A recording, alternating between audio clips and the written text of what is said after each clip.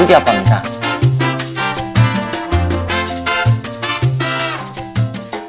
안녕하세요.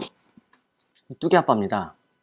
태아보험을 준비하시면서 설계서를 받아보시면 출생 전과 출생 후 보험료가 나누어진 것을 확인하실 수가 있는데, 왜 출생 전과 출생 후 보험료가 나누어져 있는지, 어떤 내용이 있는지에 대해서 살펴보겠습니다. 19년도 4월 이전에는 출생 전과 출생 후 보험료가 나누어져 있지 않아서 태아 때 가입한 보험료를 납입 기간 동안 내면 됐었는데, 19년도 4월 이후부터는 태아 때 보험료와 출생 후 보험료가 나누어지면서 태아 때 보험료 따로, 출생 후 보험료를 따로 납부하게 되었습니다. 그럼 왜 출생 전과 출생 후 보험료가 다를까요?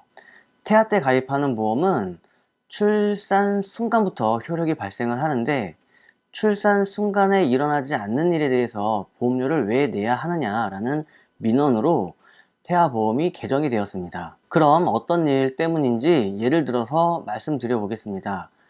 출산 도중에 미세한 미세골절이 일어나는 경우들이 있는데, 이런 골절에 대한 위험 보험료는 태아 때 납부를 하는 거고, 그러나 출산 순간에 일어날 수 없는 화상이나 교통사고, 이런 경우에 대해서는 보험료를 태아 때 내지 않습니다.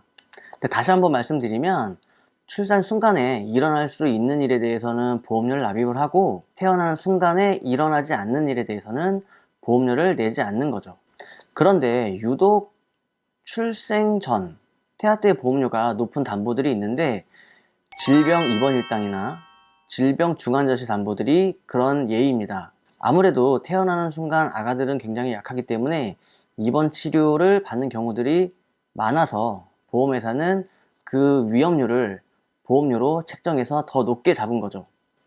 이 출생 전과 출생 후 보험료가 나눠지면서 이 출생 달에는 출생 전과 출생 후 보험료를 같이 내야 하는 상황이 발생을 합니다.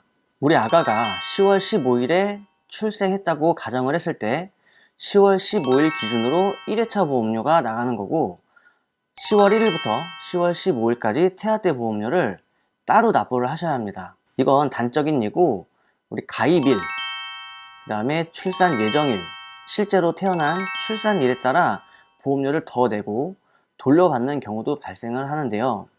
예를 들어 10월 15일이 예정일인 사모님께서 3월 15일에 가입을 하고 예정일대로 10월 15일에 태어났다고 하면 보험료 변동은 없습니다. 그러나 아가가 예정일보다 5일 일찍 태어나는 경우 10월 10일에 태어났다고 하면 5일치의 보험료는 돌려받는 거고, 예정일보다 5일 늦게 10월 20일에 태어나게 되면 이 5일치의 보험료를 더 납부를 해야 되는 겁니다. 보험료를 많이 냈으면 돌려받는 거고, 보험료를 덜 냈으면 보험료를 더 내야 한다는 거죠. 출생 전과 출생 후 보험료가 나눠지면서 복잡해진 건 사실입니다.